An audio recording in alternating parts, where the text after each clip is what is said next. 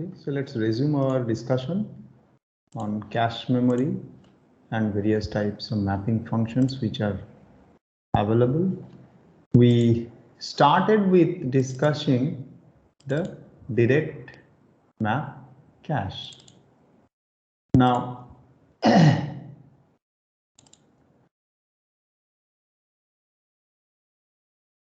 the direct map cache, we have seen that each and every block of the memory needs to be mapped to one of the cache memory blocks. Okay. So let me again recap that.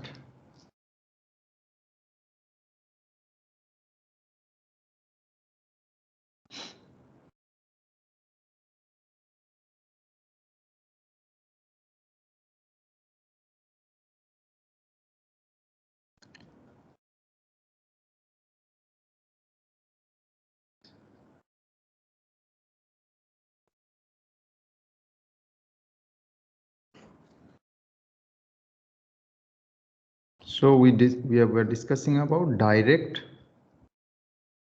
mapped cache. This is a recap.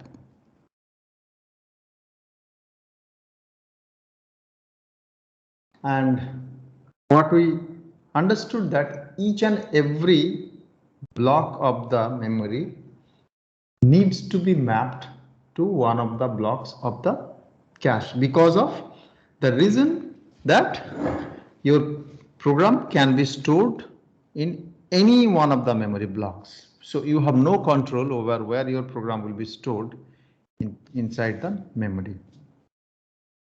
Now, let us take an example that how basically these things are done. So I shall now stop my video. I'll show you one PPT slide through which we'll understand. So follow my presentation now. I hope that it is visible.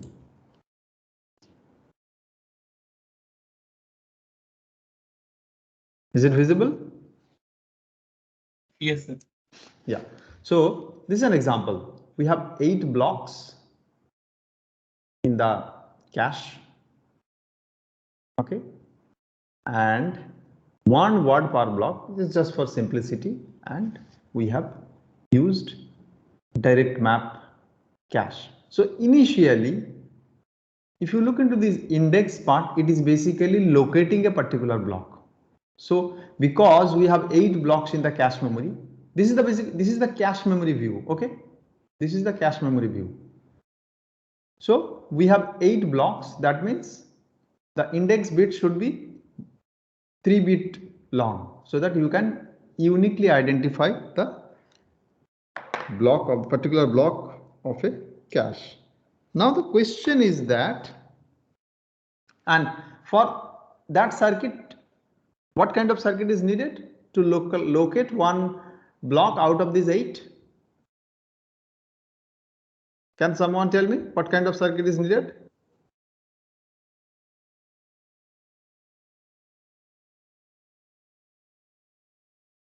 Decoder we can use, sir. Yes, so it's a decoder. It's a decoder. So you give the value, 3-bit value to the decoder, and decoder actually ensures you that one of the cache lines will be high. Okay. Now this is initial state. If you look into it, there is a bit called V. V stands for valid or invalid, whether this particular block is currently valid or not. Something valid is being stored here or not. So that's why it's a single bit. At present we are assuming that's a single bit. N means not valid and V means valid. Okay. In addition to that, we have tag fields. We have not defined that what will be the length of the tag. Now, can someone tell me what will be the length of the tag? How many bits are needed for tag?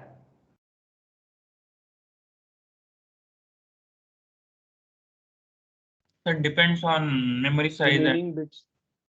Yeah, so let's assume that you have a memory size of, say, memory size of 1024 blocks. Say 1024, I will say that 1024 words. I'll make it a little bit more complex. 1024 words memory.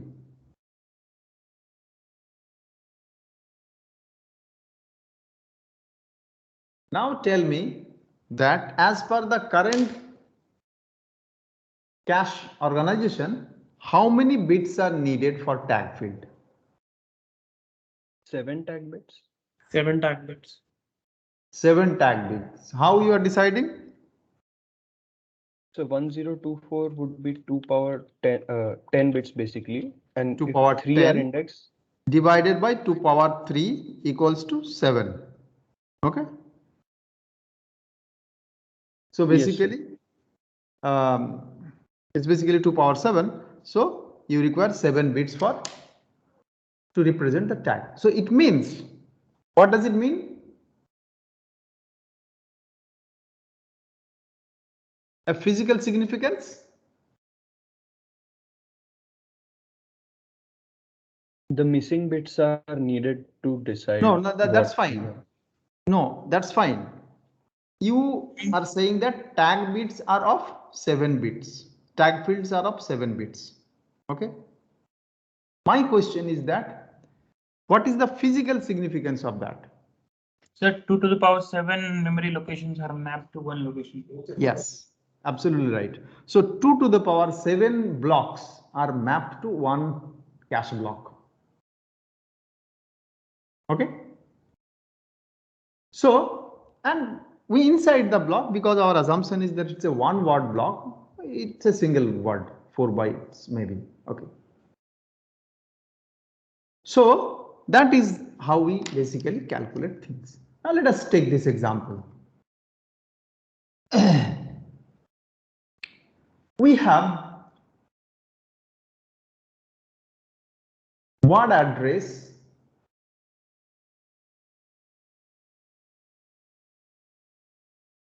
(22).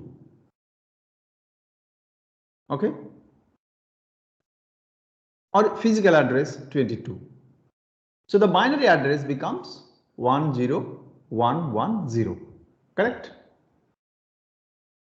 If you have word address 22, which is the physical address of a particular memory location, it's 22. Its corresponding binary obviously is 10110. Right? Now initially it's a miss. Correct? So what you store into the index number 110 is now you are basically changing the index number 110. So that valid bit now becomes Y. Yes, that means it is valid now. Because you have the binary address is given as 10110, so it's assumed that it is represented in 5 bits. This binary address can be even represented more than 5 bits, but let's assume that it's a 5-bit address. So how many tag bits will be there? 2 bits will be there used as tag. Okay, so 10 comes here and the content of the physical location memory 10110 comes here.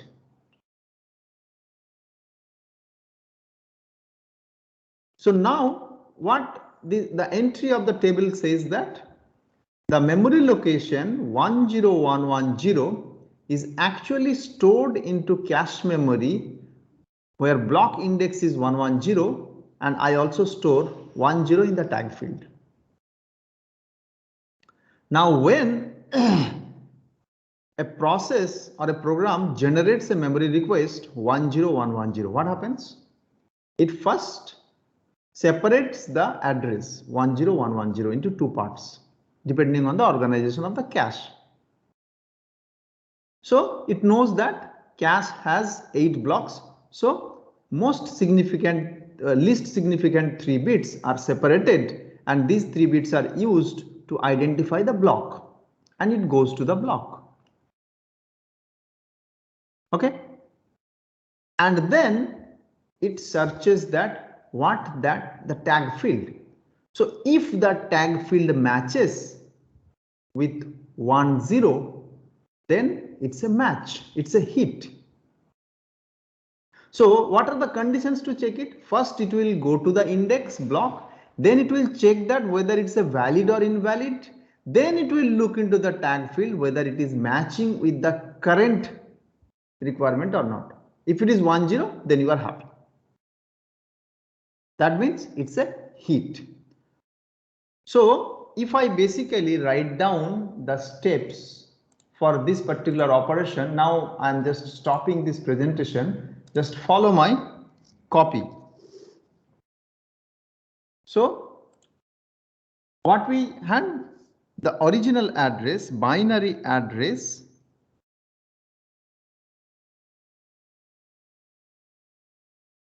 is 10110.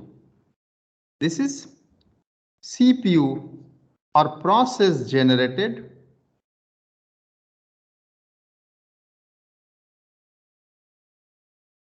binary address. It can be, say, load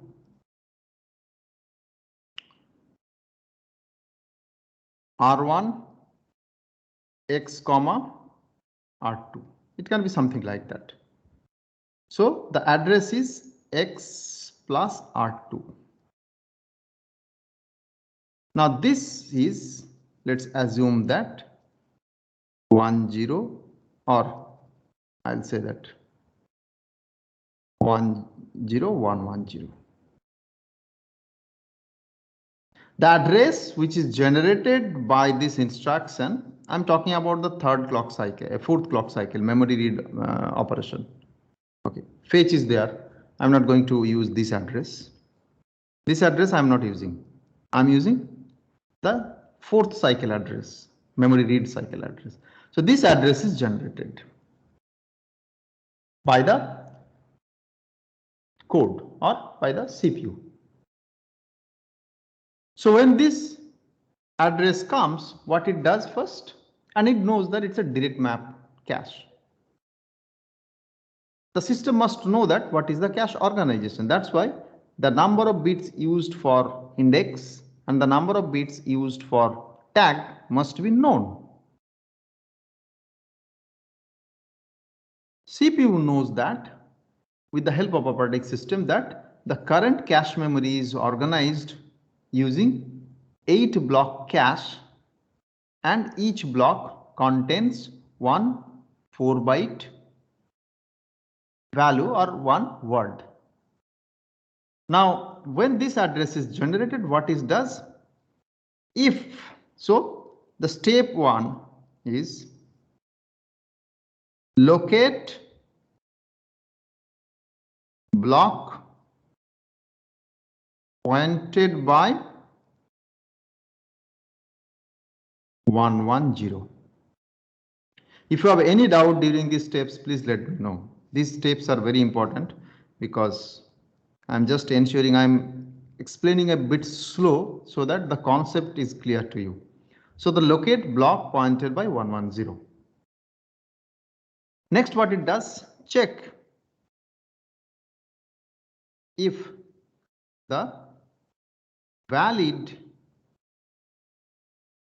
bit is set or not.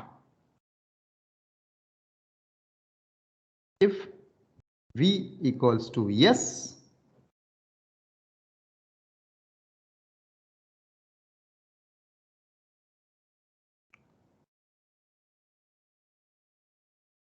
then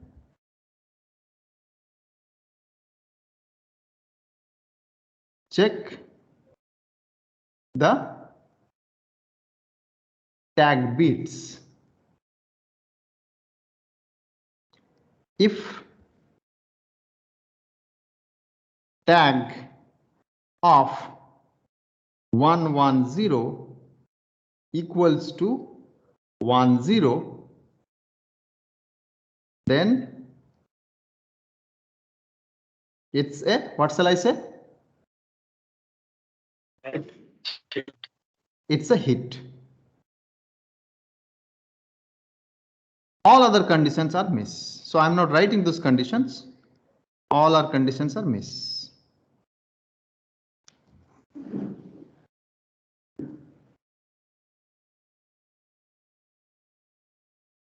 So in the first time, when it basically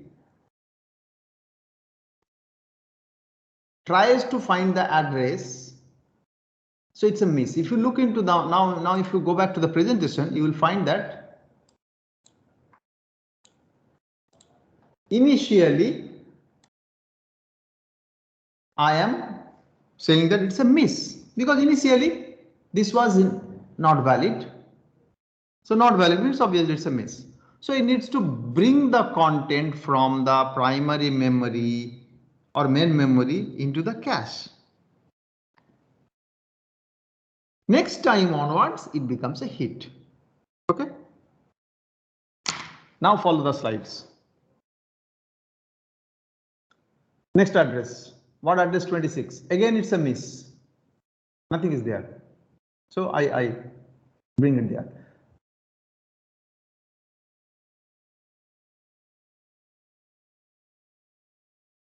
Next two examples, if you get another two references on same locations, 22, 26, both are hit.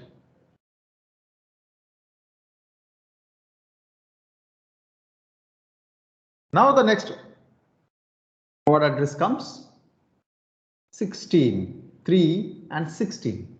The first 16. Okay. First 16, it is 10000. It's a miss. Next is 30010. It's a miss. Next is again 16. It's a hit. Okay. What address? 18. Now remember, now see.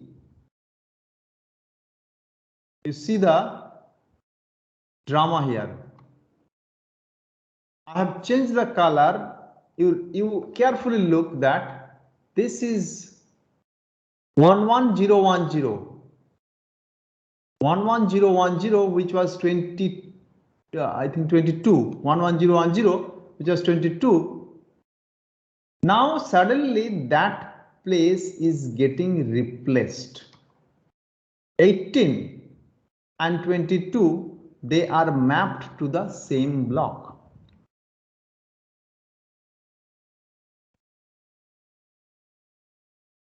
(18) and 22 are mapped to the same block.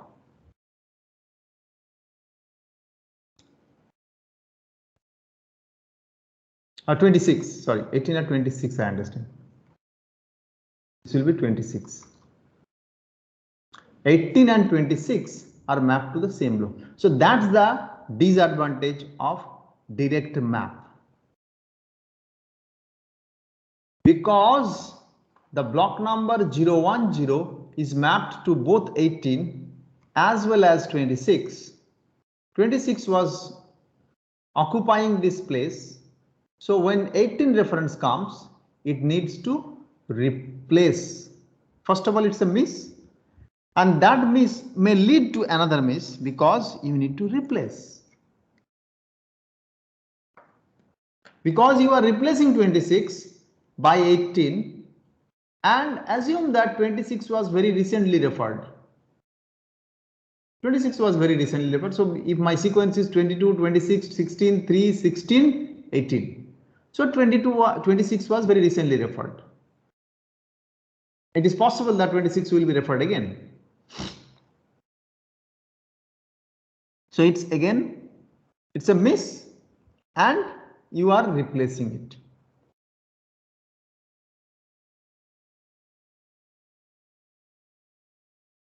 Now this is what I was talking about, the hardware.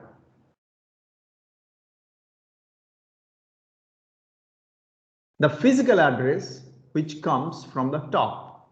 You look into it. This is a little bit larger address space. We are showing it. So 0 to 32 bit. So 32-bit address bus, how it is divided usually. If you have a cache block of 2 to the power 10. 2 to the power 10. You have 2 to the power 10 number of cache blocks. Okay. And one block, maybe one word, that we are basically not considering here. Basically they have considered byte offset 2 bits. Okay, so because it's a byte addressable, they are using 2 bits. Okay, so that's a different thing. Once you reach to the block, you know that how to select the particular bit, particular byte. That's a very simple thing. So the LSB, 2 LSBs can be easily discarded here. These 2 bits you can simply ignore it because these 2 bits are trivial thing. Once you reach to the block, you just need to locate that particular byte because we always assume that memory is byte addressable. Memory is byte addressable. Okay, so the next 10 bits from bit number 2 to bit number 11, they are index bits. Those index bits are used to locate the block. How many blocks are there? 2 to the power 10 number of blocks. So to locate that. And then once you locate it, you check the valid bit. So if you look into it, there is an AND gate. Okay. So that AND gate gets input from the valid bit as well as there is a comparator. What that comparator does? That comparator reads that comparator takes the input. One input comes from the tag field of the address. Another input comes from the cache memory tag field, which is selected by the index bit, and there is a comparator. And if that comparator is results to 1, and if the valid bit 1, then it becomes a hit. Else it's a miss. So the circuit implementation is very simple here.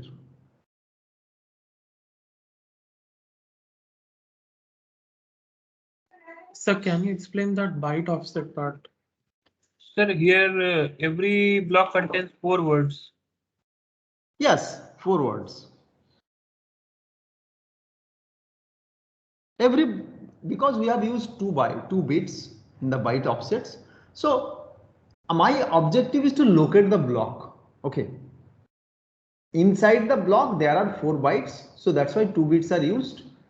So you can actually select the particular byte out of these 4. So I think this part is it Horse? Who is asking? Horse? I said that byte offset 0. Yes, that byte offset is basically, say I have assumed that one block is 1 word and 1 word is 4 bytes.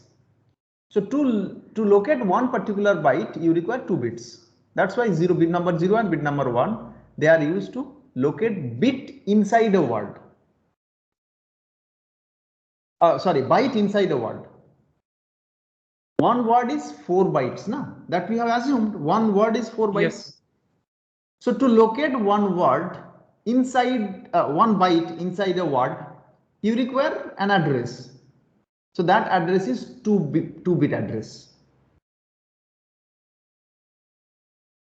Okay, sir. Got it. And sir, if there are more words, we can leave more byte offset. Yes, if there are more number of words within a block, you leave that many number of bits required. Okay, sir. So that part, the right side part, the byte offset is basically a trivial thing, which is a simple decoding. We have assumed that at present, 1 word, you look into this. 1 word per block. You see this. 8 blocks, 1 word per block. What is the size of a word? 32 bits. So 4 bytes. 4 bytes per word per block. Or 4 bytes per word. because word size equals to block size. So here 4 bytes equals to 1 block. Now if you would if you want to specifically locate 1 byte inside a block, you need 2-bit address. That is what it is given here. This example can be extended for any size of block. Just you need to increase the number of bits required for selecting the byte offset.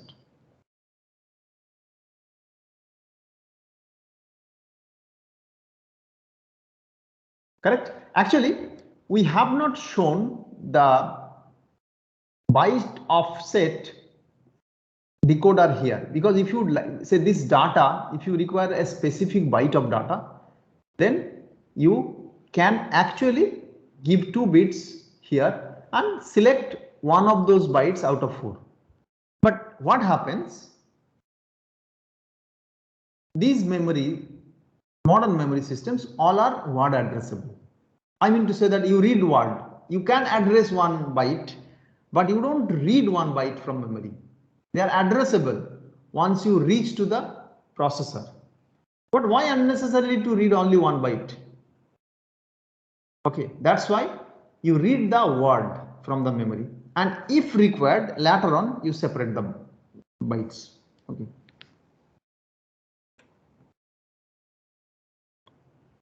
Is that clear now? Yes, sir. Yes, sir. Yeah.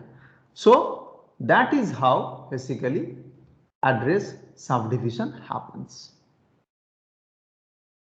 Now, what are the hardware requirements? Hardware requirements are a comparator,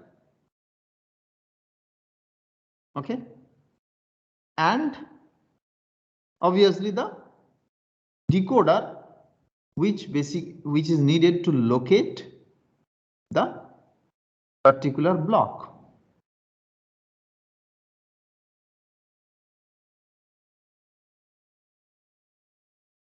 Locate the particular block. Now, what will be the time complexity of the?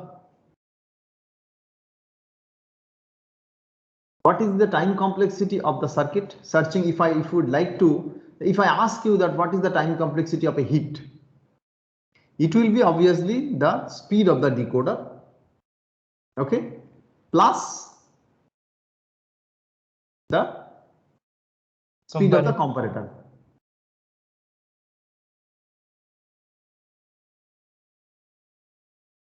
Okay. Now, since we are implementing all these things in static RAM, okay, because this is not implemented using typical dynamic RAM memory shell designing using a capacitor kind of thing. These are all transistor driven circuits. Okay, so they are fast. They're extremely fast and they can run at the speed of CPU. So what it supports that within probably 1 clock cycle, you can get the data from memory into the memory data register of the processor, subject to the condition that it's a hit. If it is a hit, then your processor pipeline is not stalled because it gets the data within 1 clock cycle. You remember, now you try to correlate when we were talking about pipelining, we thought that we already discussed that each stage of the pipelining takes a fixed amount of time, and to be more efficient, we want all these stages should be taking equal amount of time. Now, to ensure equal amount of time, we need to ensure that the memory also runs very fast, which was not possible if we use DRAM, dynamic RAM design, with the help of a capacitor and a single transistor, which is cheap but slow.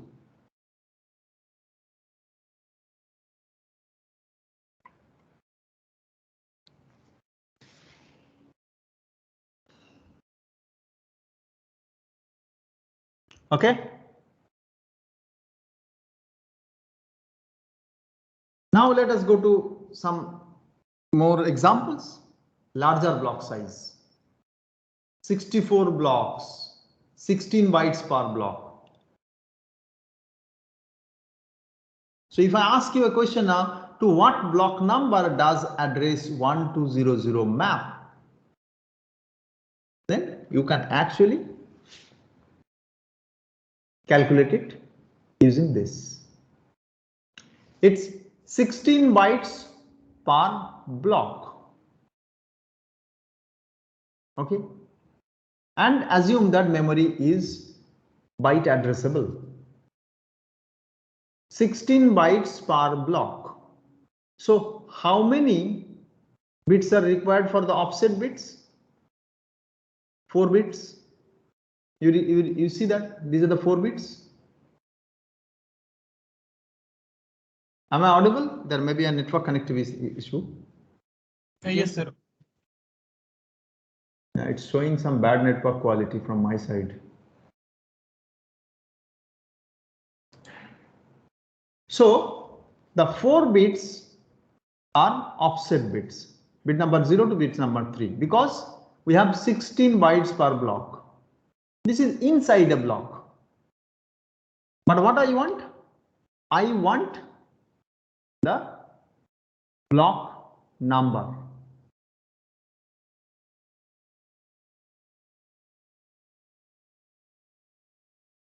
Okay. So the simple calculation it's like this. You have block address equals to physical address divided by 16, because every block has 16 bytes. So 75 is the block address. Now from the block address, you just do a modulo operation of 64. 75 modulo 64, you will get a 11. Okay. So what block number does address 1200 map? You will find that the block number becomes 11. The problem can be again done in a different way, just finding out the bits and other things, separating the bits also. But this is an easier way of doing this. So tag field is, because our assumption it's a 32-bit address field. You see that we are not changing the physical address size 0 to 32, 0 to 31, so 32-bit address. Okay.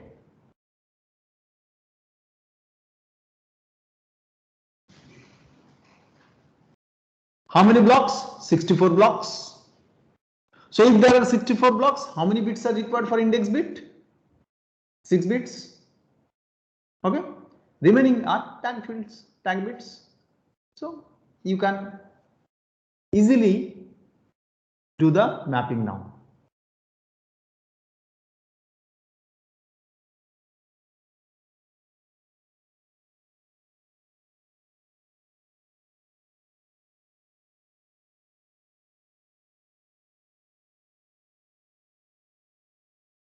Clear?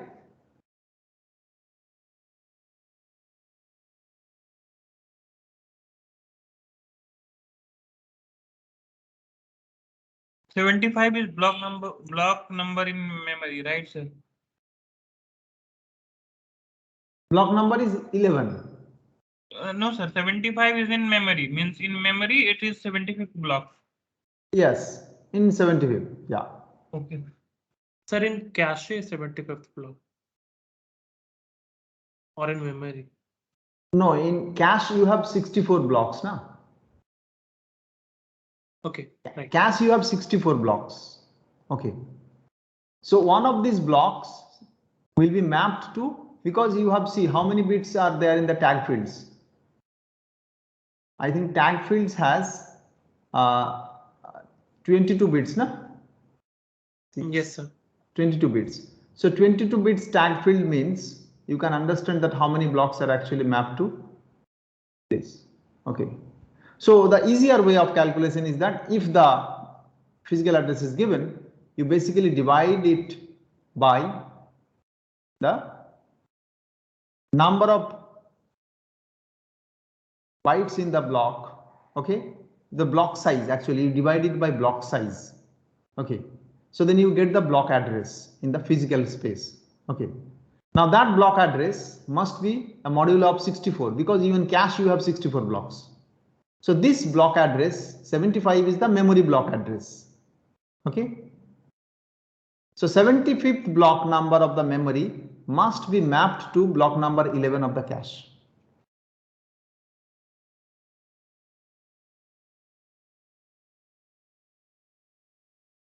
Okay. Yes, sir.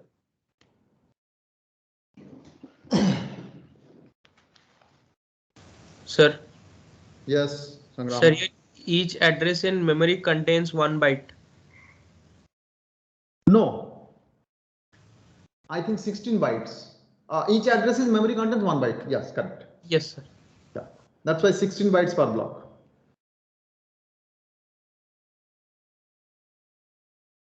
Each address in memory, it's a byte addressable. It's a byte addressable. That's why it is written 16 bytes per block. Okay. So the 4 bits which are required for the offset fields, that is inside the block. Inside the block never comes. That's why initially we have already separated. To calculate the number of blocks available in the memory, that's a basically block address. Okay. You simply divide the address by the block size. If you divide the address by block size, you know that what is the block number in the physical memory or memory address. Now, once you get the block number, then you can actually estimate the block number in the cache memory because you know that in cache there are 64 blocks, it will be modulo operation only. I think, sir, better is to go by like binary number. It can automatically give. Yes, it can automatically do, but if you would like to calculate it quickly, okay, you can use this method. Okay. Otherwise, you will have to look into the bits. Okay, where the matching comes.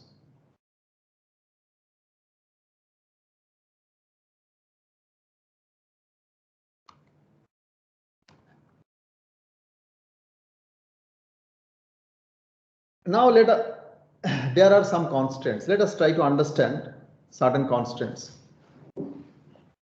A larger block should reduce miss rate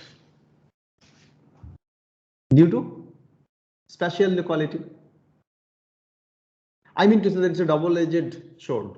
You can say that if you make it full, very large, then it may again also lead to more miss rates because only lesser number of blocks will be allocated, so many blocks will be replaced. So in generally, it has been found that the larger the blocks, you get reduced miss rate due to spatial locality because your block size is large. And I told you, when you basically transfer, when there is a miss, that if this is a miss, this block, currently this is only a 4 byte block, but ideally the block size can vary up to 512 bytes to 1K to 2K to 4K, 8K blocks. So 8K is a large size. So when you transfer this many bytes together, you increase the chance of hit due to spatial locality. So that's why this statement, larger blocks should reduce miss rate due to spatial locality. But in a fixed size cache, now look into the second part. Larger the blocks, fewer of them, more competition, it increased miss rate. That is what I was talking about. So larger blocks reduced to pollution. There will be so many misses. Pollution in a sense, that block is unnecessarily occupied.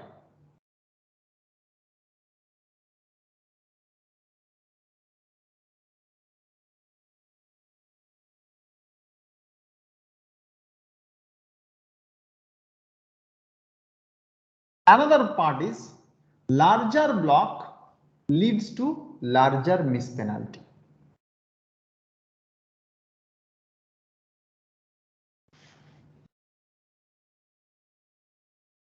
Do you agree with me? Larger miss penalty?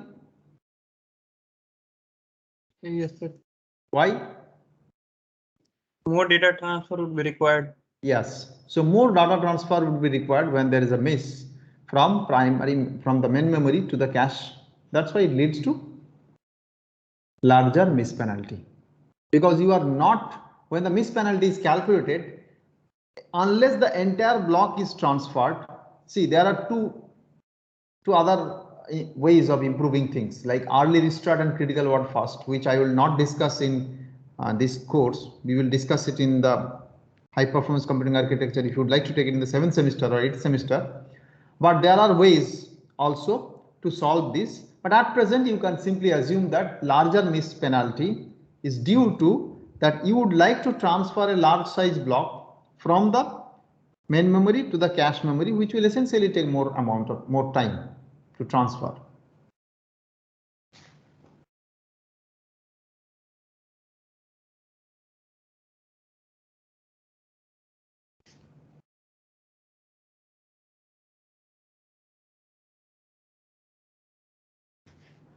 So now let's see that how the hits happen and what happens when a hit occurs, what happens when a cache miss occurs.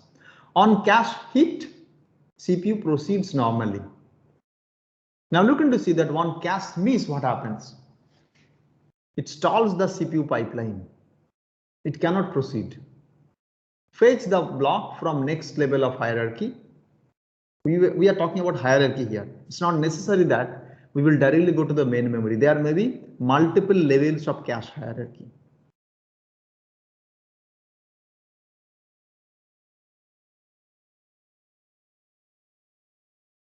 Okay. Now you stall the CPU pipeline, fetch block from the next level of hierarchy. Now, if the miss is for an instruction or instruction cache miss, because usually we don't keep the instruction cache and data cache together, they are two different cache. Instruction cache is separate, data cache is separate. If it's an instruction cache miss, we need to restart the instruction fetch. We simply can't proceed. We'll have to restart the same fetching because you did not get the opcode from the memory. So that fetch becomes null and void. You need to restart the instruction. If it's a data cache miss, you complete the data access. Why it's restart the instruction phase? Because all the signals need to be generated again. Na? All the signals for the control signals required to complete the fetch needs to be restarted because they are synchronous signals with respect to the clock cycle. That's why you need to restart instruction fetch. So your hardware should support restarting the instruction fetch when there is an instruction cache miss. Things are getting complicated, but this is what is required. On the other hand, data cache miss is rather easier. You don't need to generate any control signal again because read signal has already been issued. Okay, you're just waiting for because pipeline is already stalled. You're just waiting for the data to arrive. Some signals will be obviously reset. For example, when it comes to the memory data register, you need to regenerate those signals, but those are easier than restarting the instruction fetch because instruction fetch is an important step based on which many other subsequent stages are waiting.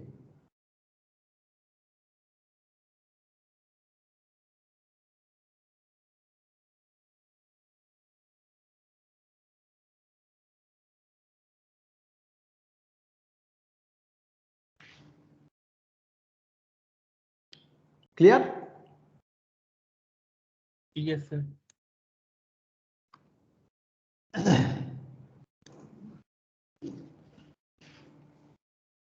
There are two ways during write operation. We were talking about read operation.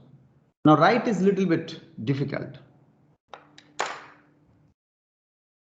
See, if you are using a load instruction, it's basically you are reading something from the memory. Okay.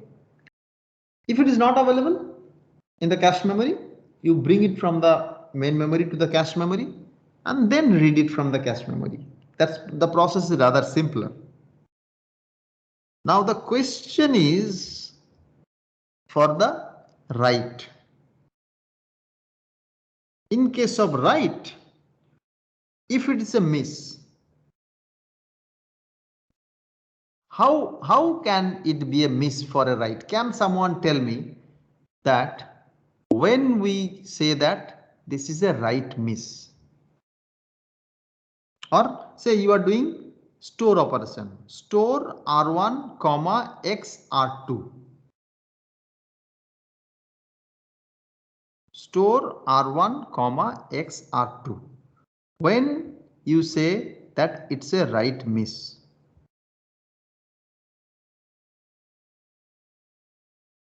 If the data is not load, if that variable data is not loaded into the caches and directly we need to write in the memory.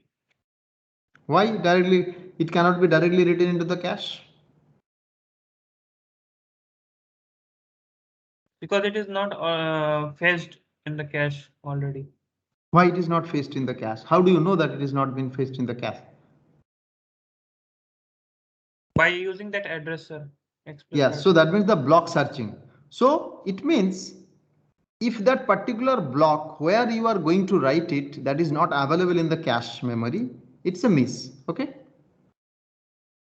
Now during that miss, then why don't you directly write it there itself? Because you are writing itself. What problem it will create? You are writing, you are not reading.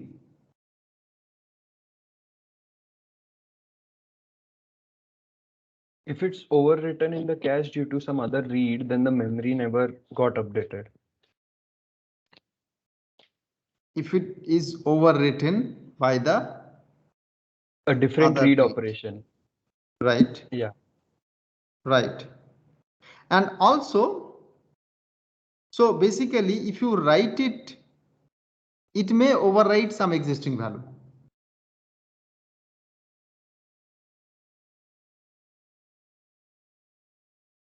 So either you but the problem is you are not dependent on a value here. See, write operation is a little bit critical operation. You are not waiting for something. The value is with you in the CPU inside the processor. But the address where are you storing into the cache memory, that block is not valid. So there are two options. You simply write it there itself, make the current content of the cache block invalid and overwrite it with the new content.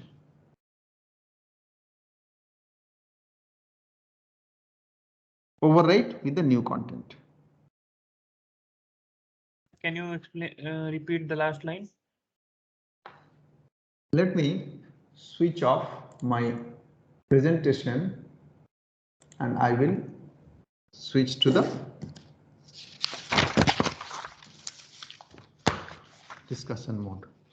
Now, for the time being, let's assume that all block size and everything is all are one byte or one word. Okay. So these are, let's assume that there are 4 blocks in the cache memory.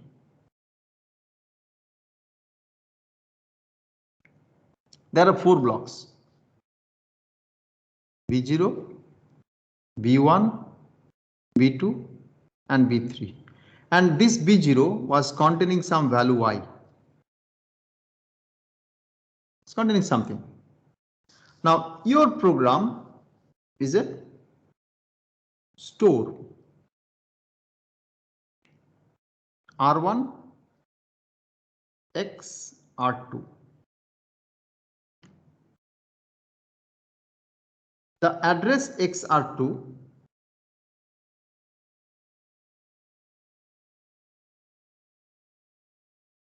finds that, or sorry, maps to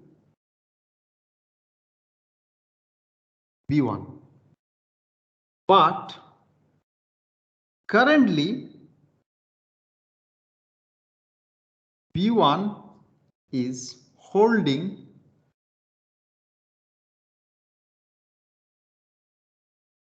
a value Y, which is being used by another program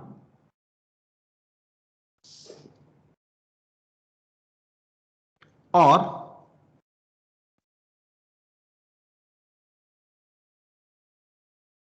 another memory block. Because it's a many to one mapping, no? This is mapped to here, but some other portion of the code is also mapped to here. This is current code. This portion of the code can also be mapped to here, this location. Now you would like to find that when this address is generated X plus R2, you check it that, okay, your mapping is here. However, according to the tag field matching, currently the tag field says that this particular portion of the code is written here.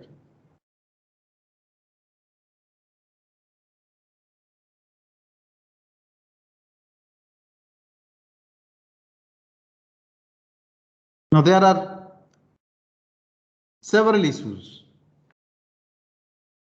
One is you need to ensure that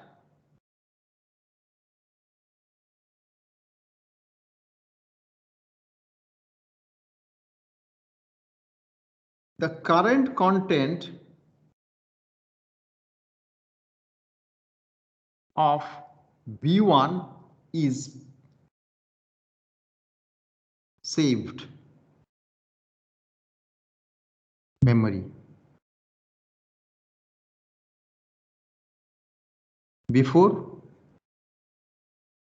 it can be updated by X plus R2.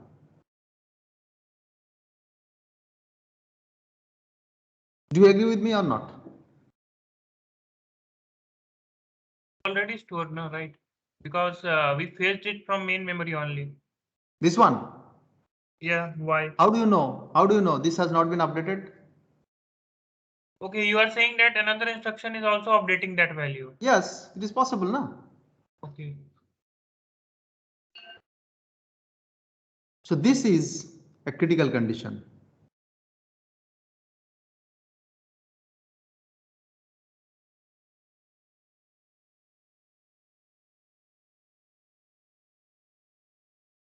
So if you basically ignore this part, if you ignore this part, okay, then your cache and memory would be inconsistent.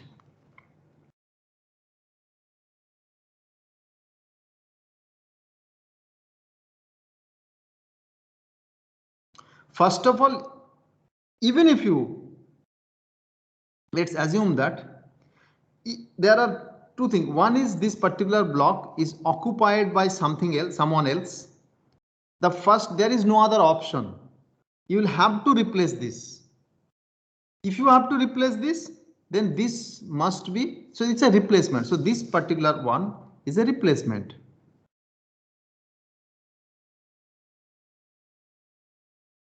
And this is mandatory. So this step is mandatory. This step is mandatory, you cannot avoid. because this block, if it is occupied by something else,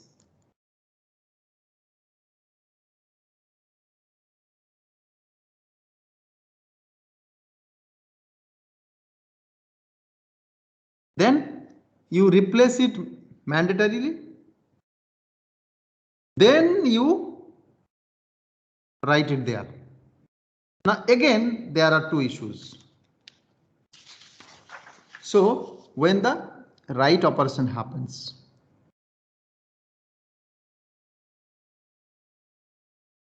you can have write miss, you can have write hit. Write miss requires replacement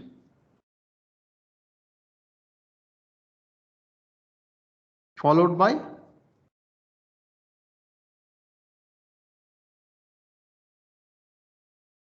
update.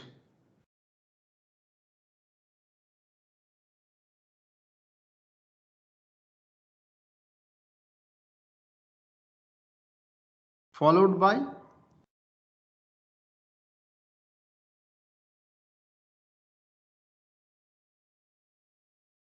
write hit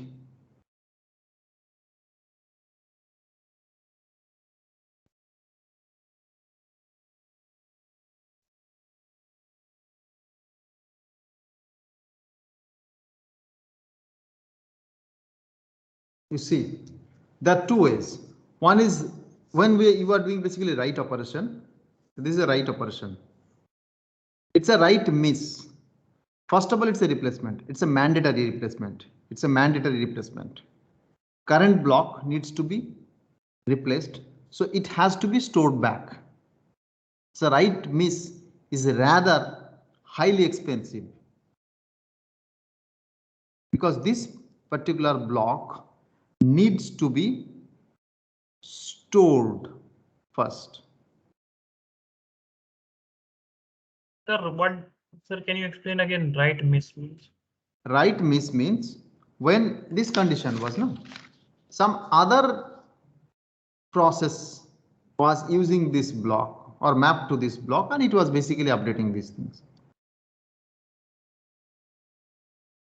Your process comes, it tries to access the same block through a write operation. So it's a miss because it was occupied by this block. So this is memory block. So MB0, this is MBK. Currently MB0 is occupying B1. At the next stage, MBK needs to occupy B1 because both are mapped to this. I did not understand. See, this is cache memory. Yes, sir. One block of the cache memory is mapped to many blocks of the main memory. That we agree, na? Yes, sir. One block, Yes, this is sir. a direct map. Many of the main memory blocks can be mapped to one cache block. Yes, sir. So at present, let's assume that MB0, memory block 0, is mapped to B1. Okay, sir. Some, in the next instance, due to scheduling or something else, MBK, which is another block also mapped to this one, would like to update this block. Okay, sir. It's a miss, na? Right miss, na?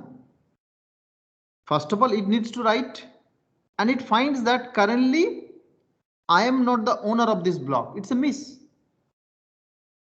Okay. So initially, like process MB0 was mapped. Yes. This Now process MBK wants to write it because both are mapped to the same block as per the direct map mechanism. Okay. So it will not find that its data is there only, right? It will not find that its data is there, but it needs to write it there itself, no?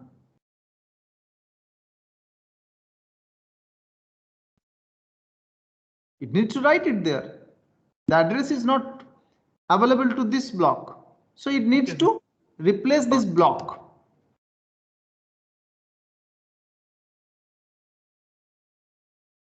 Got it, sir. Thanks. Is it clear? Somebody else was asking, Harsh, I think. No, sir. It's clear. Yes, sir. Yeah, it's clear, na? Yes, sir. Yeah, so that's a right miss. Okay. Now what happens? So I'm basically now exploring the left part, right miss. The mandatory step is replacement. It must be replaced. The second one is once you replace it, now this block becomes yours. Yours means MBK's block now. Now what it needs to do? It needs to update the cache. Now the question is, if you leave it only here,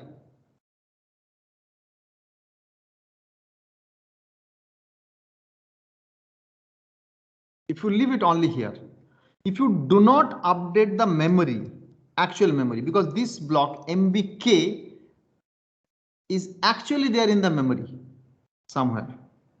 If you don't update that block, then there will be inconsistency. So if you stop here, there is a possibility you can stop here. You don't need to update it the memory location. You only update the cache. It will be fast. It will be fast because you only need to do replacement and update the cache. Cache update is very simple. It's not a time consuming process. But it leads to inconsistency because MBK's actual memory location is not being updated. So if you do not update the memory, when you update the cache, it leads to inconsistency.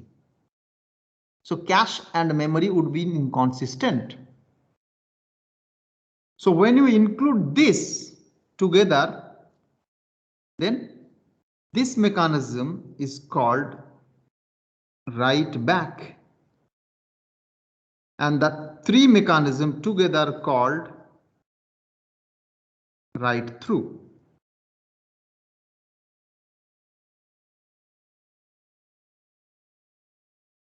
These two together called write back. These three together called write through.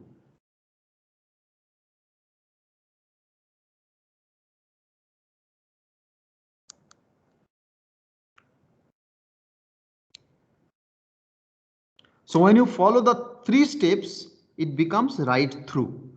You replace the current block because it's a write miss. You replace the current block. You update the cache memory. At the same time, you update the main memory also. In case of write back only, it's little fast. What you do, you replace the current block, you only update the cache memory, but that leads to cache and memory inconsistency.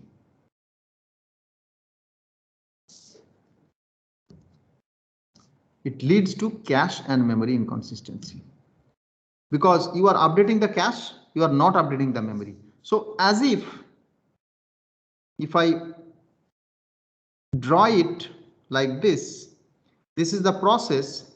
The process updates this part of the cache. This is memory. The process updates this part. If it does not update the memory,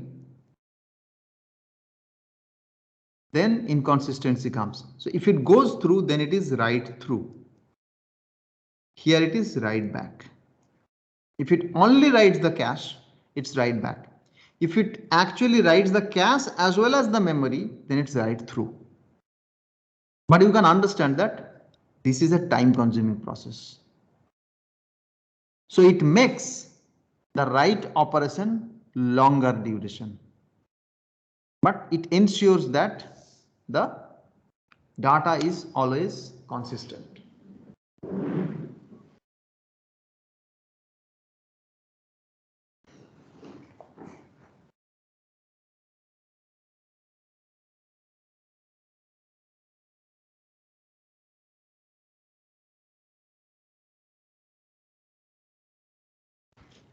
This part should be clear. When it is write hit, update the cache, update the memory. Replacement is not needed. So this is write back.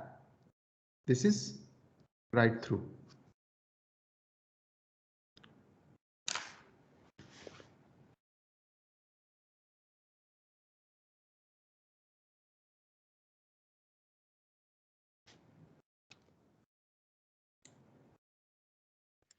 Sir, can like in write mesh, we if we directly update the memory, then also it would be fine. Like without replacement and updating. See, directly updating the memory, you will have to go through cache memory. Okay. You update the cache, then update the memory. Okay. It's not like that you are directly updating the memory, because everything goes through cache. It cannot be via cache. I mean, bypassing the cache.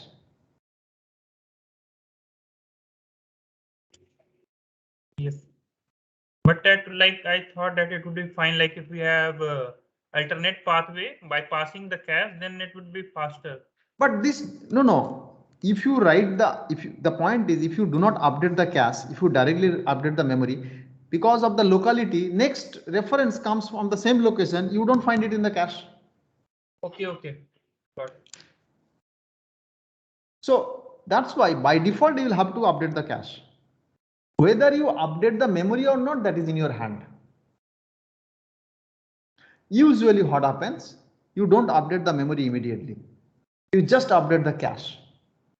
And you keep track of whether each block is dirty. So that's why we maintain additional bit with the cache memory is called dirty bit. The dirty bit, because immediately updating the memory is a time consuming part. If you look into the write operation, it's a very simple operation. It basically updates the memory. Now, if the update happens within the cache memory, why unnecessarily you would like to go for memory updating? That takes a lot of time. Updating memory means you will have to transfer the whole block to the memory. It is time consuming. Your pipeline will be stalled. So what it does, the solution is like that. You associate one bit called dirty bit with each and every cache block. And all the dirty bit or all the cache blocks with dirty bit will be updated at a single go, some other point of time. Or you keep on updating the local cache and ensure that the dirty bit is set. And before you replace any block with dirty bit, you need to store it back to the memory. That ensures that this write update the memory can be avoided. So this part and this part can be avoided using dirty bit.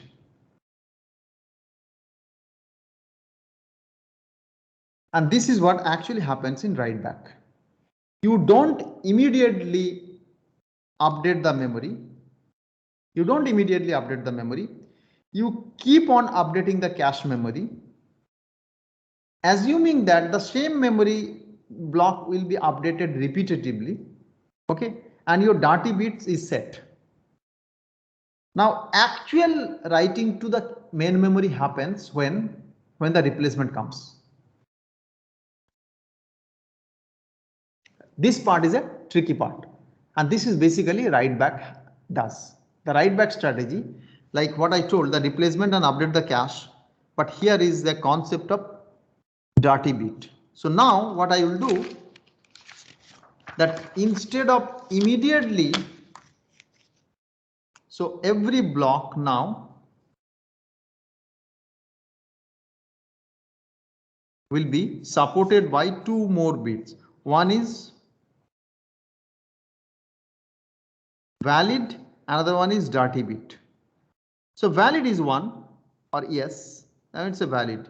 Dirty bit 0 or 1, it can be if 1,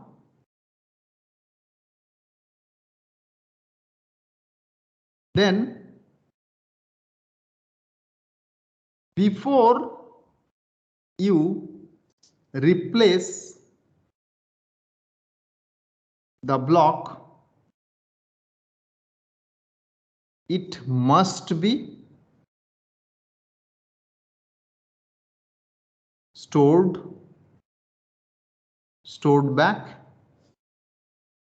into the memory.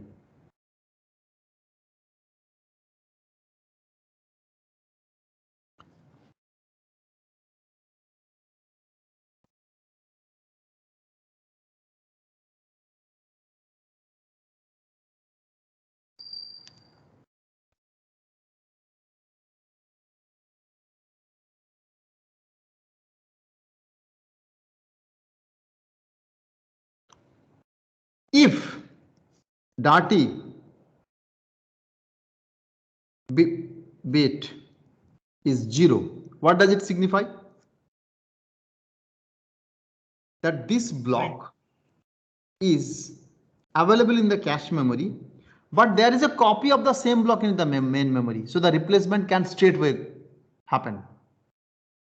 You don't need to worry about its values. If the DATI bit is 1, that means this block, after it has been brought to the cache memory, has been updated.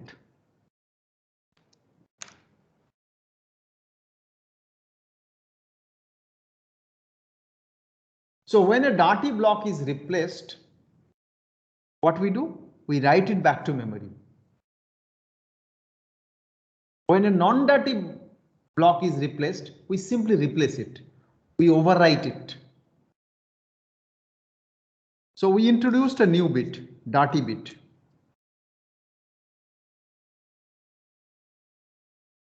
For every block. So once you bring a block from memory to the cache memory, main memory to the cache memory, you keep tracking the state of the block with a bit. That bit is called DATI bit. So if that block is being updated, some of the locations of the block is being updated by a program. That means the values are changing. If the values are changing, then what you need to do? Before you replace,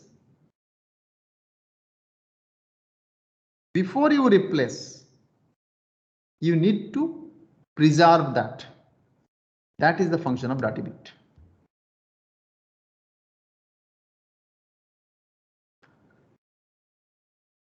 Clear? Yes, sir. So you have a block like this. मान लो यहाँ पे x equals to 5 था, कुछ देर के बाद x equals to 7 हुआ, कुछ देर के बाद x equals to 8 हुआ, then again it came back to 5. All these operations while happening on the same block, the DATI bit remains 1. What does it signify?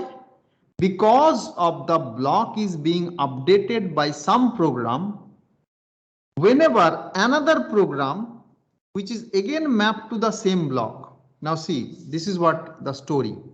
This is program 1. This is program 2. This is program 1's block number I.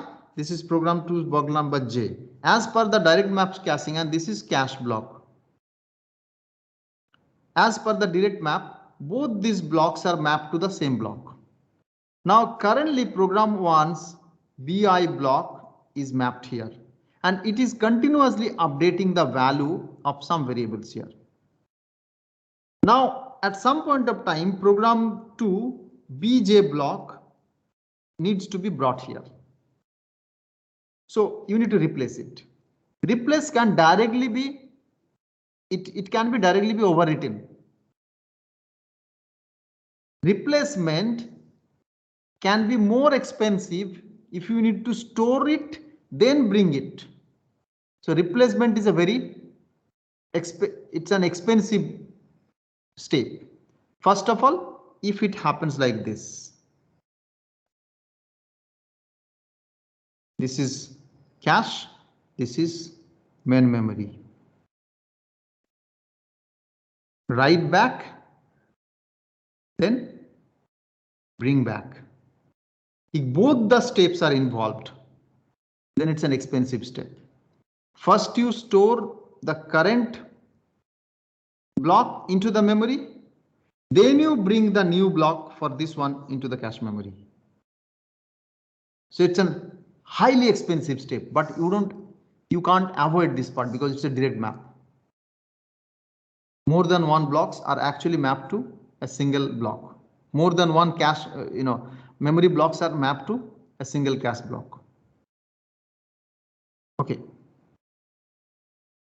So in such a scenario, when BI is continuously updating this cache and there is a replacement required, then you need to go through this step, which is expensive.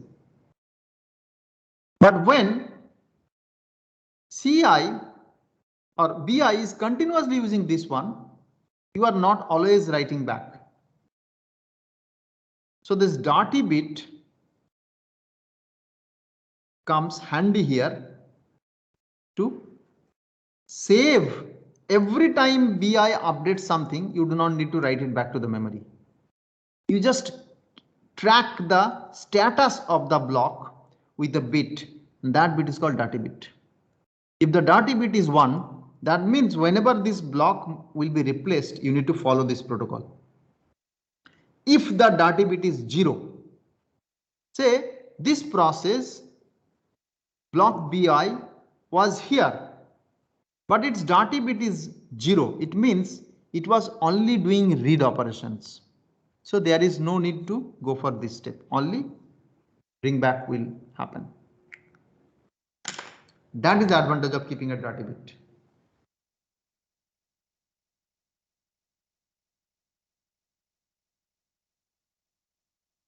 तो अगर sir dirty bit 1 रहेगा तो right back नहीं होगा और dirty bit 0 हुआ तो right back हो जाएगा, ऐसा? नहीं, Darty bit 1 रहेगा तभी तो राइट बैक होगा ना, when the replacement comes. अच्छा, ओके, 1 रहेगा जब रिप्लेसमेंट होगा. हाँ, जब 1 रहेगा, that means it's already Darty. Darty means its status is it's not consistent with the Darty means these values are not consistent with the memory. Okay. Before you replace, you must make them consistent, na? So you must copy this value back to the main memory so that you can bring some other program to the cache block. Okay, sir.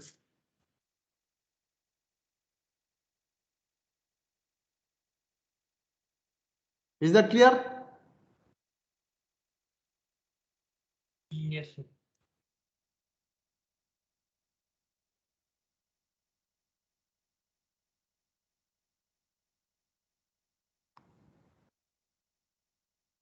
So probably now you know that what will happen if it's a read miss, it's a write miss, it's a write hit, it's a write hit, it's a write miss. How to handle these scenarios? Okay.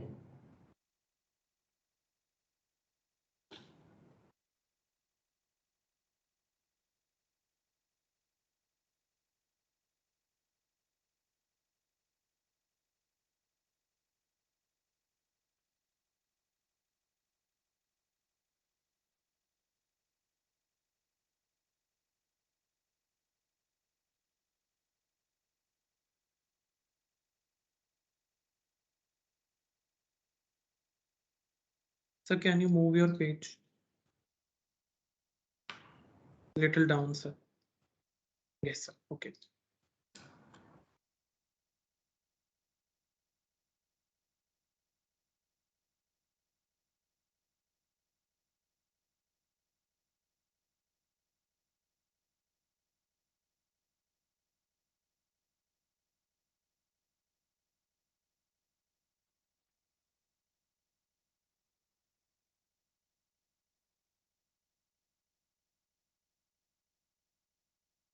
So now let us understand some parameters basically related to the cache memory and see that how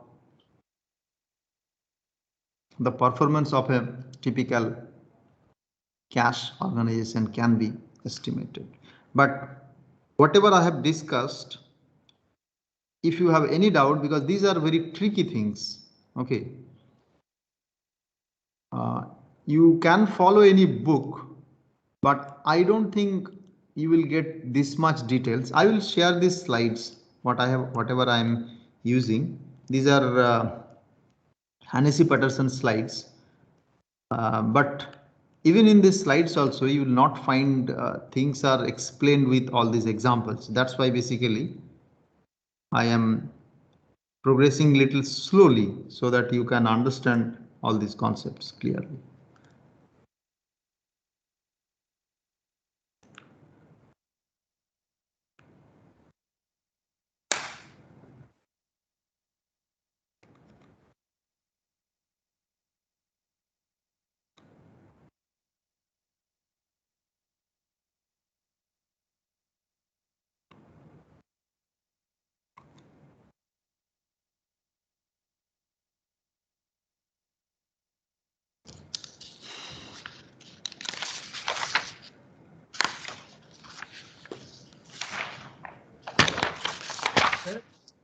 Yes.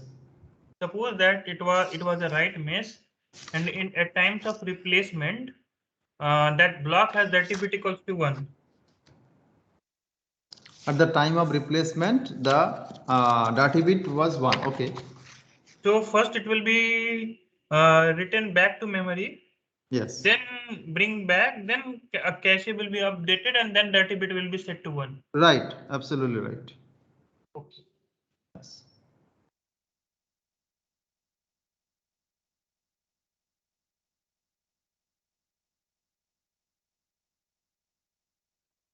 So now let me again go to the presentation mode, something I would like to share. Now some parameters, performance parameters. Okay.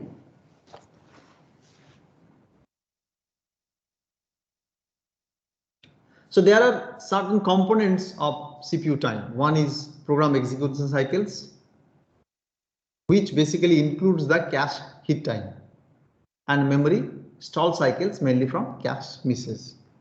Okay. So these are the two times. One is in hit time, another one is miss cycles or stall cycles are very important. So how do you basically calculate the memory stall cycles? Okay. With the simplifying assumptions, if you have X number of memory accesses for a program, okay,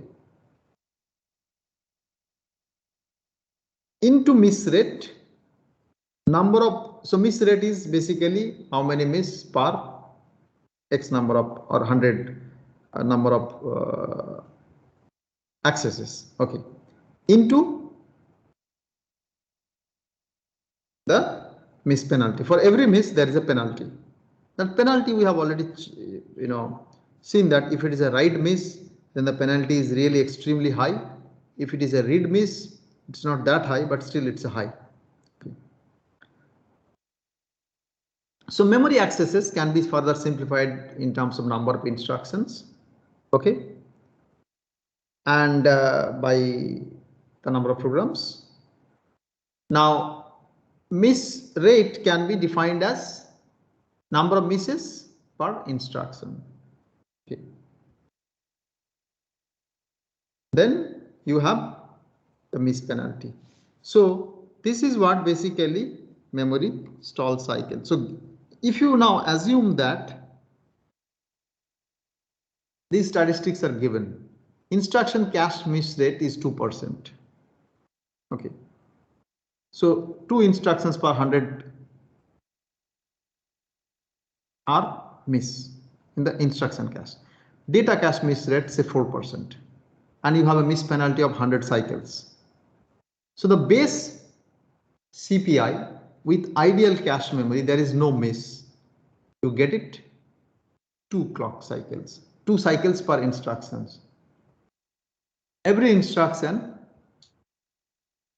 every instruction is basically coming out of the system after 2 clock cycles. So that basically called CPI, cycles per instruction. Okay. With ideal cache. Ideal cache means it's always 100% hit. There is no miss. Now, if you have load and stores, which are of 36% of the instructions,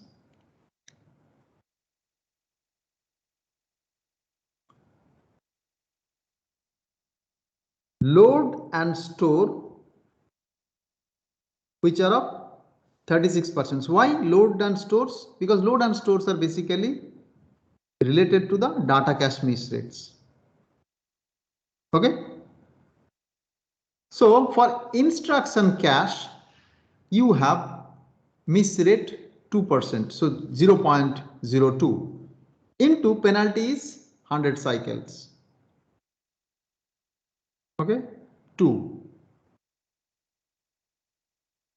Data cache, you have out of the instructions, 36% are of load and store. So 0.36. The miss rate of the data cache is 0.04 into 100 instruction, 100 cycle, penalty. So you have 1.44. So the actual CPI becomes 2 plus 2 plus 1.4. 2 is basically ideal CPI. If there is nothing happens, then you have 2 ideal CPI. But due to instruction cache miss, you have 2. Due to data cache miss, you have 1.44. So actual CPI becomes 5.44. So if you would like to calculate that how much an ideal CPU or CPU with ideal cache is faster than the cache with these statistics, it can be done like 5.44 divided by 2 equals to 2.72 times faster.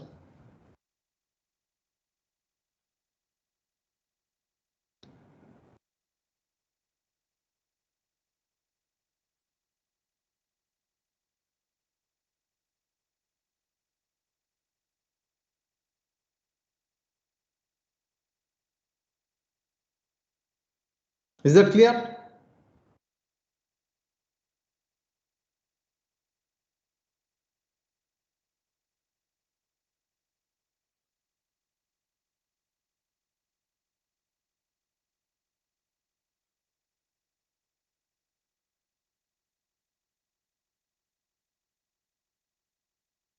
Sir, what does base CPI is actually? Physically means physical significance. Which one? Base CPI is physical significance. Base CPI means you don't miss anything. Okay, so every instruction is coming out of the system within 2 clock cycles, or every 2 clock cycles you get one instruction coming out. That is base CPI. Cycles per instruction. Every instruction takes 2 clock cycles. Okay, sir.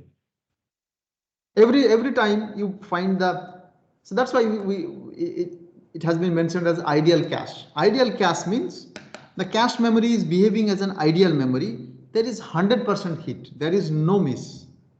As if the entire program is stored into the cache memory.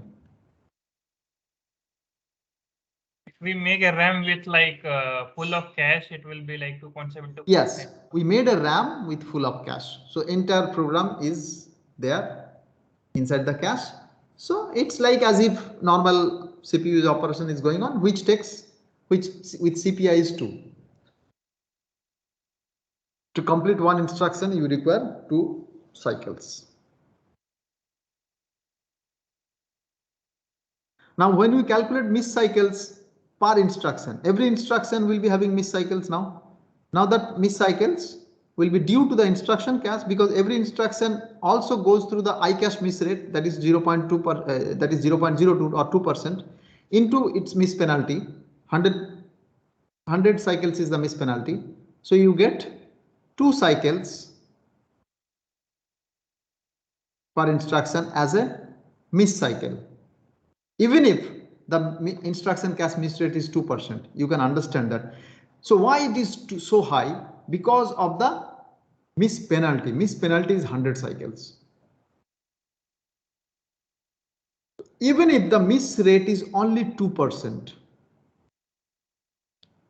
2% of miss rate in the cache memory, instruction cache memory, leads to a 2-cycle increase in each instruction's miss cycles per instruction. The contribution due to the miss cycles per instruction becomes 2.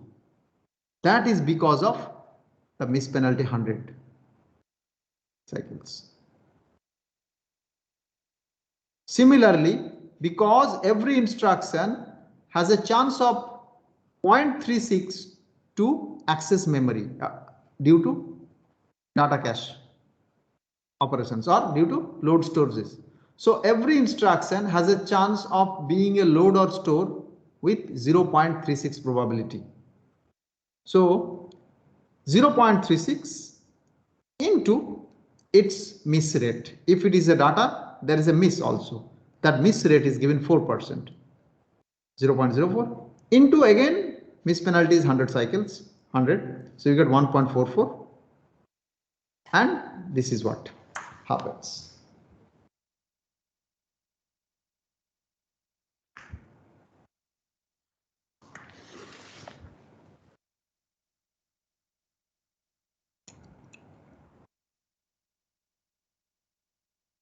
Correct? Yes. Next one is hit time. Hit time is also important for performance. So we actually also calculate average memory access time. Average memory access time. AMAT is defined as hit time plus miss rate into miss penalty. So with CPU with 1 nanosecond clock, hit time equals to 1 cycle, miss penalty equals to 20 cycles, instruction cache miss rate equals to 5%, AMAT becomes 2 nanoseconds. So 2 cycles per instructions.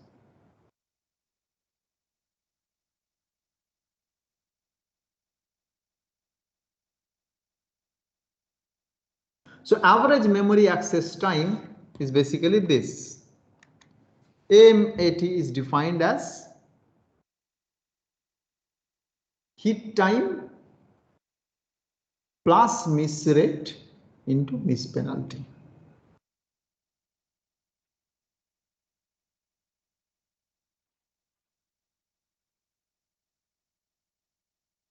So if you have a lower miss rate, even it is a 2% miss, but if the penalty is very high,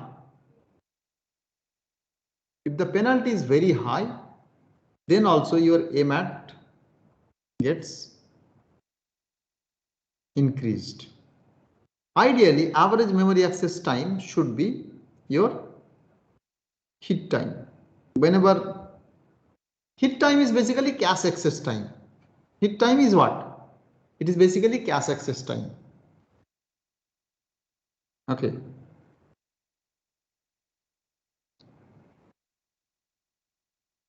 So if the cache access time is basically 1 nanosecond, hit time equals to 1 cycle, because CPU runs with 1 nanosecond clock. So hit time is one cycle.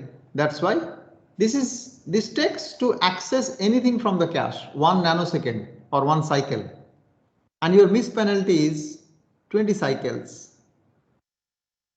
And your instruction cache miss rate is 5%, then you can estimate that what is the average memory access time.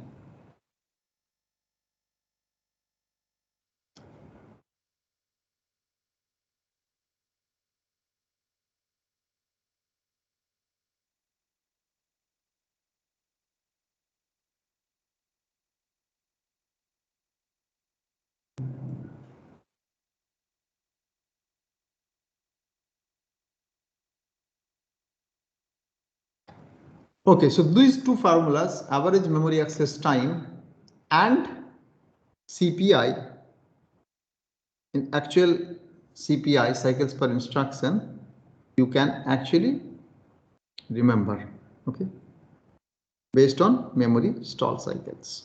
Okay. So some summary points you can note. When CPU performance increased, when CPU performance is increased, that means it takes lesser amount of time in terms of clock cycles, a miss penalty becomes more significant. So if your CPU runs on a very high clock speed, okay, your miss penalty becomes more significant. If you have a larger miss penalty, your system is going to suffer performance issue. So if you decrease the base CPI, what will happen? You are basically assuming greater proportion of time spent on memory stalls. If you increase the clock rate, memory stalls account for more CPU cycles. So essentially, we simply can't neglect the cache behavior when evaluating the system performance. So how do you design the cache? Whether direct map cache is the solution or whether it can further be improved, that is what we actually need to discuss further. Because direct map cache is very simple to implement, but it has some limitations. Now, before I actually go to some, I'll not include them into your syllabus. What is basically taught about up to this point onwards, this point up to this point. Okay, they are part of your cache memory. Up to this point on the cache memory, they are part of the syllabus. Whatever I will discuss from now onwards is not part of the syllabus. Okay. Now, if I ask you, even though I will show you a couple of more slides on an advanced version of the cache memory. Now I would like to tell me that what can be other problems with a direct map cache.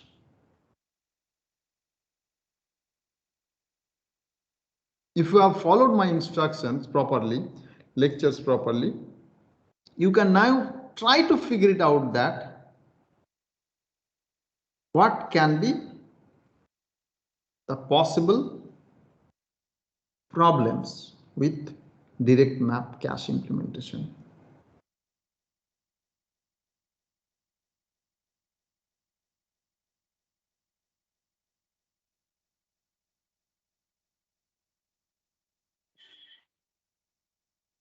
So three words placed one after another, all three are belonging to different blocks in the cache. 3 words. Can you repeat this? I'm thinking, sir. Yeah, take your time. Probably you are moving in right direction. Think about from multi-programming's perspective. I'm giving you a hint.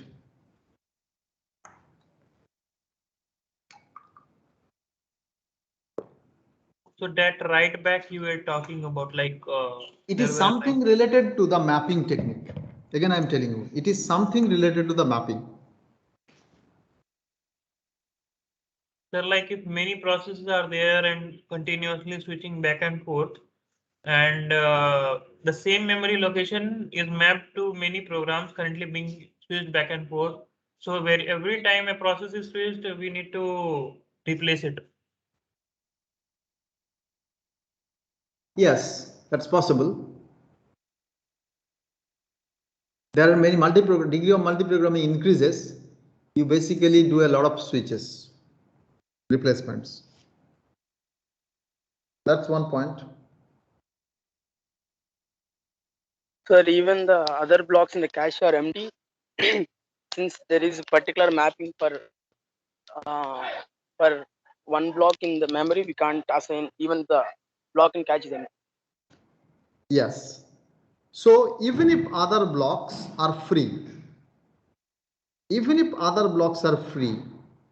I can't assign them because the current program which is stored into the main memory is loaded into a location which are mapping to a set of blocks of the cache memory.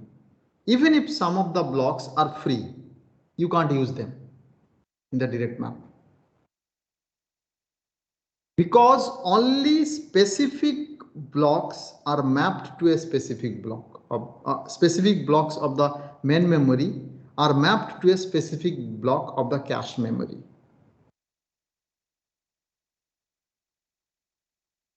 So there can be a situation where your cache block has cache memory has 4 blocks.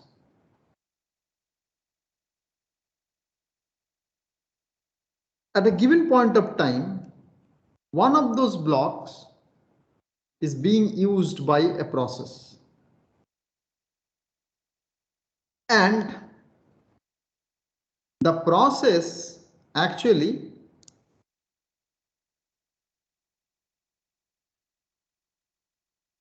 accesses some blocks which are getting replaced due to the occupancy of those blocks by other processes. Okay.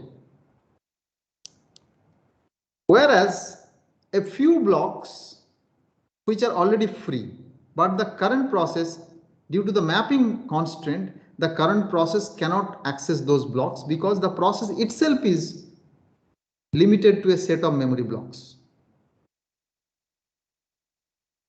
That leads to a scenario where many of the cache blocks are being vacant, where some of the cache blocks which are occupied by a few processes, they are continuously getting replaced just due to a wrong distribution of the memory blocks to a process.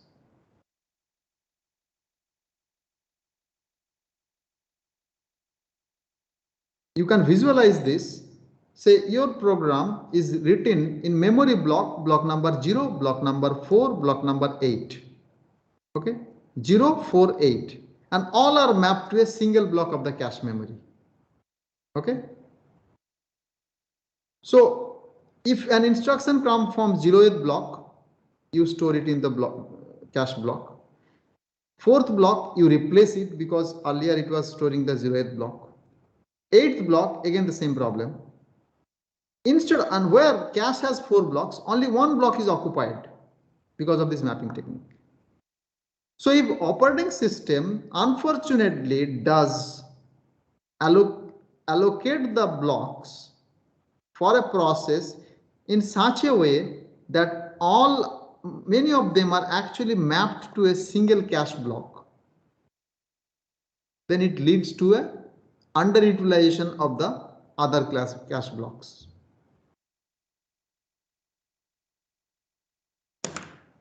Is that clear? Yes, sir. So that leads to underutilization of the sum of the cache blocks and leading to many replacements, which is primarily due to the direct mapping. Direct mapping is not all blocks can be mapped to all blocks of the cache memory.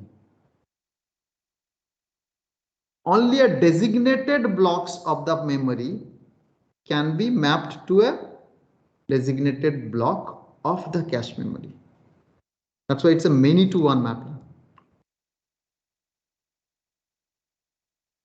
So many-to-one mapping means many blocks of the main memory are mapped to one block of the cache memory. But cache memory may be having other blocks which are currently free, which may be free. I'm not saying which are currently free, definitely free, which may be free. If they are free, but still you are doing replacement, then it's a wrong thing.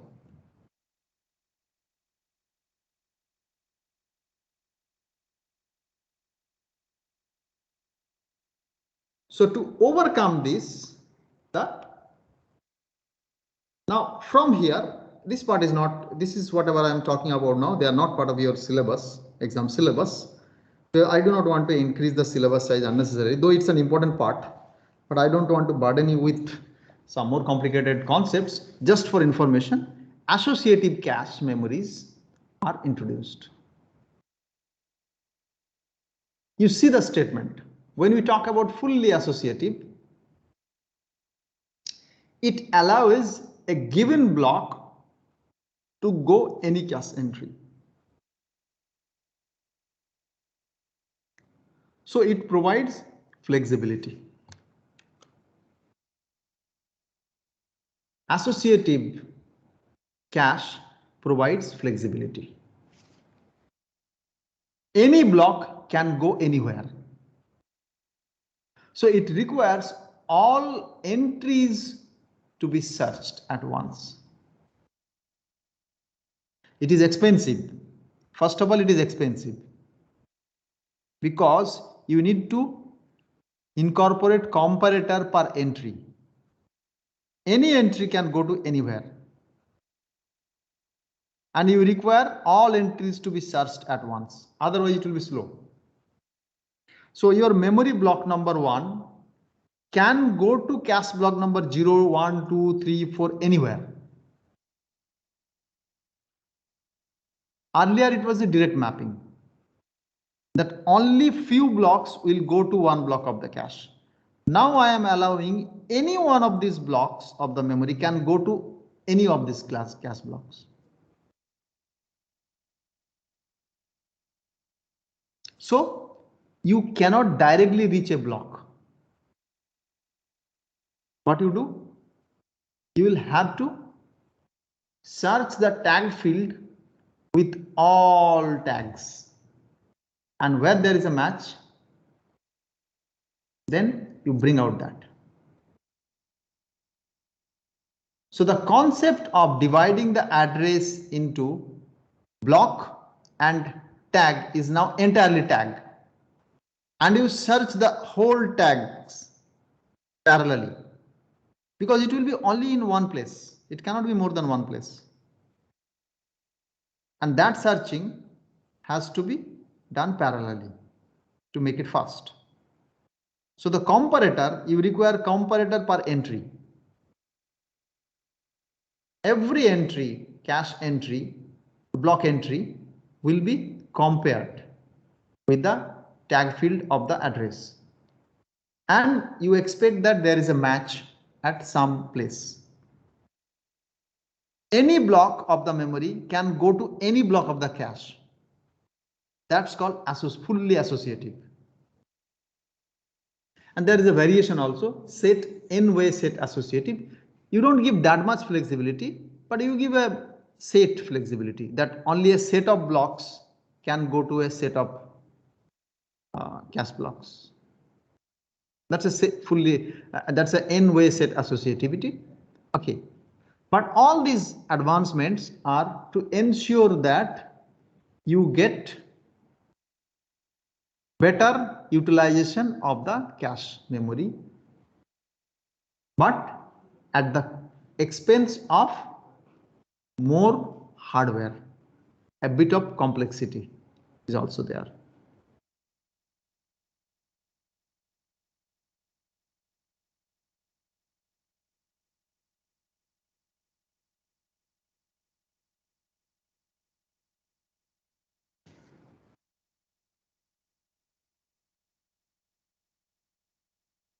So I'll stop with only one diagram here that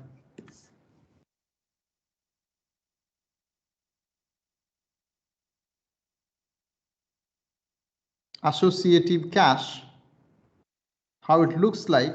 The figure looks like this. So you have a memory, this, you have a cache memory. Let's assume that you have 4 cache block and you have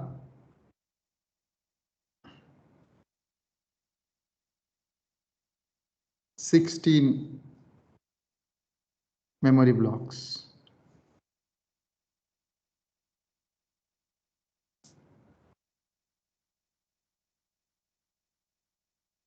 What I am saying that any block can go to anywhere?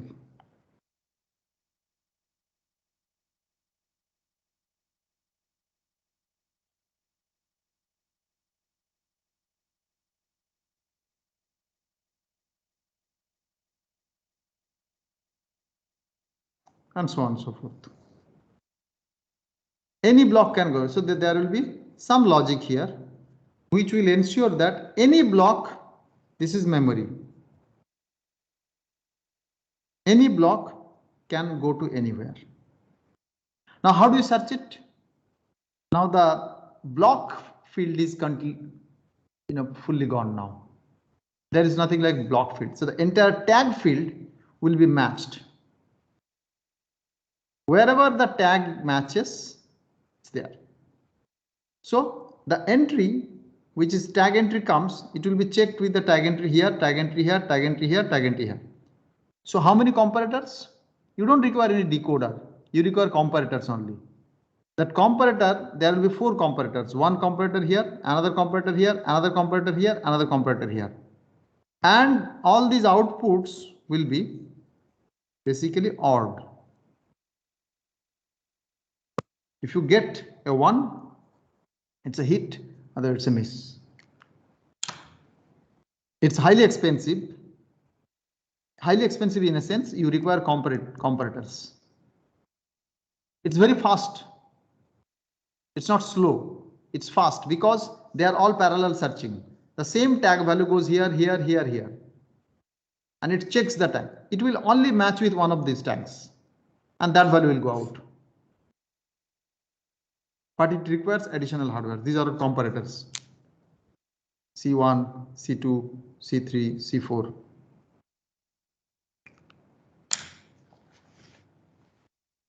Now that's called fully associative. Any block can go to anywhere. If I make it that this block can go to a set of blocks, this block can go to another set of blocks like which was there in case of direct map. But in a comparisons like this, then it becomes set n-way set associative.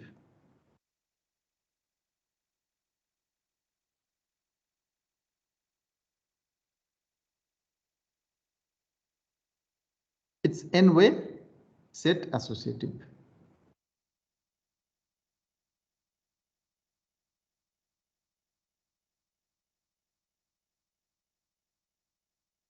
In case of direct map, what happens? Multiple blocks goes to one block. In case of n-way set associative, what happens? One block goes to multiple blocks.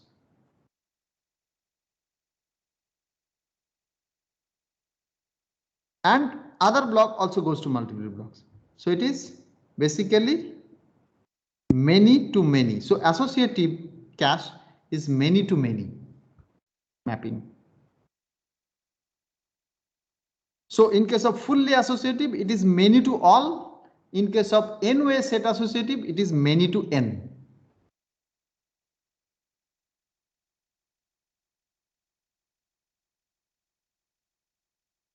So associative cache, you have fully associative and n-way set associative. This is many to many mapping. Okay, I think we are already over the time. Time is up. So with that, I shall stop today's lecture and we'll finish the arithmetic part in next Wednesday's class. Okay.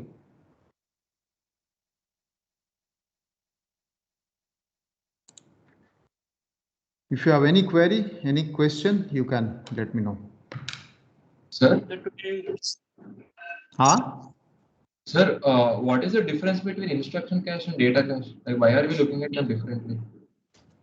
Instruction cache is basically where the instructions are stored.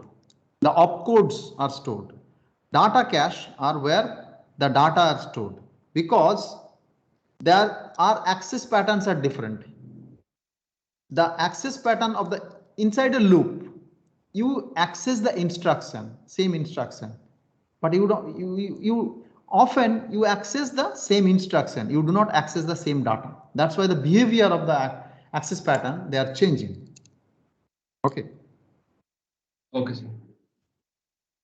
If you take any program, try to analyze that, write a C program and try to analyze that, whether you are accessing the same instruction multiple times or the same data multiple times, then you will understand that why there are two types of cache.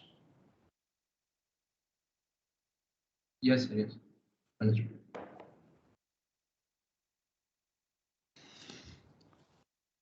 Sir, can you tell the detailed syllabus of COA plus input output slides? That I will tell after Wednesday's class. Okay, sir. And slides for input output? Yeah, slides maybe I will submit by today evening. Okay, I'll sir. upload the slides. Sir, Ah. today there will be Viva in COA lab. No. Actually, there will be no further Viva. I will just discuss something. Some Vivas are left because I don't have enough time left for taking full Viva. I will evaluate the design. I will take some Viva for whom I am not satisfied during the last Viva. So all of you be present today. Okay, I will take Viva of selected people for whom I am not satisfied with the last time's Viva. And since we do not have, this is the last lab probably, next Friday is a holiday, as I came to know from you only. So we don't have time. And Okay. that design evaluation you will do by yourself. Yes. Design evaluation, I'll do it by myself.